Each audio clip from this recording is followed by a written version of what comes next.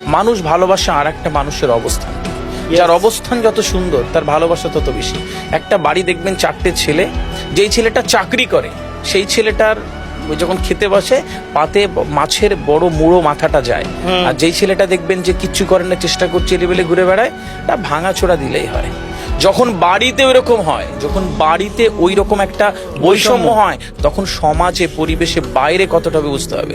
সুতরাং আমি ওই ভাঙাচোরা মাছের মাথা যাওয়া ছেলেটাকে বলি যে অবস্থান তৈরি করো। ভালোবাসা পেতে গেলে যোগ্যতা লাগে। এমনি এমনি কেউ ভালোবাসবে না, এমনি এমনি কেউ এসে বলবেন এসে বসে করে খাও, সবাই লাথ মারতে ব্যস্ত। আমার যোগ্যতা আমাকে আমার অবস্থান তৈরি করে দেবে। আপনি আর আমি বসে রয়েছি, আমাদের যদি গরম লাগে তাহলে আমরা বলবো ফ্যানটা চালাও, ঠিক এমন একজন মানুষ এখানে বসবে যার অবস্থান নেই, ওর গরম লাগা ঠান্ডা লাগা যাই হোক আপনারা আমার সাথে অ্যাডজাস্ট করবেন। সিস্টেম এটা পৃথিবী। তাহলে আপনার ওই ফ্যানটা চলবে না ফ্যানটা বন্ধ হবে, এটা আপনার কর্ম আজকে ঠিক করে দিচ্ছে। আমি মঞ্চ থেকে এই কথাগুলো বলি যে তোমরা তৈরি হও, একটাই তো জীবন।